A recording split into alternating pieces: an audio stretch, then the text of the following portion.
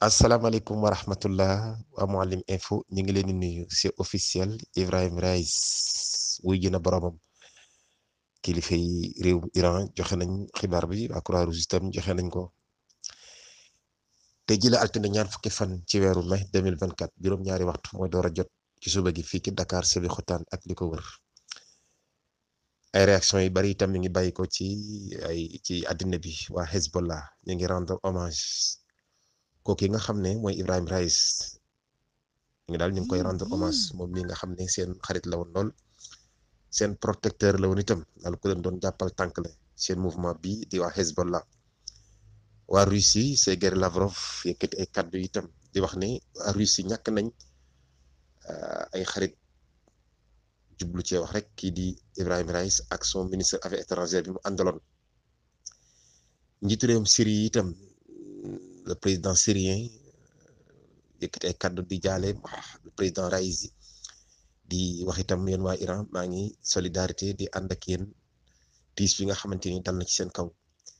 l'Union européenne ñoom itam ñu ngi yëkkati ay kaddu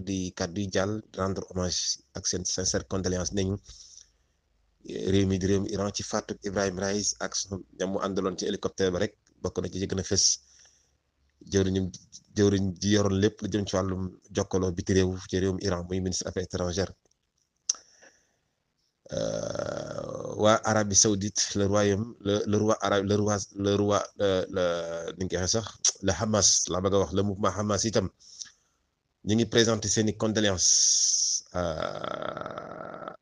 au peuple iranien ci faatu kii di la président Ibrahim Raïs ak son ministre affaires étrangères ñu nag ñoom une perte man daal ñàkk nañ ñoom waa Hamas itam ne ñu nag ñoom itam ñàkk nañ lu rëy rëy mais kii Ibrahim Raïs daal leen dimbali daal leen jàppal tànk itam le premier ministre irakien moom itam nee na daal maa ngi yëkkati ay kaddu di jaale peuple iranien di leen wax ne itam maa ngi ci seen ginnaaw maa ngi bokk ak ñoom tiis yi nga xamante ni dal na ci seen kaw muy fàttuk Ibrahim Raïs ci réewum Inde itam le premier ministre indien Narendra Modi nee na itam moom it mi ngi am naqar lool di choqué triste lool ci faatu kii di Ibrahim Raïs ak ministre affaires étrangères bi mu àndaloon ak itam mboolem ñu mu àndaloon ca boobee roppalaan le premier ministre indien bi Modi nee na daal mi ngi jaale le peuple iranien ci faatu kii di Ibrahim Raïs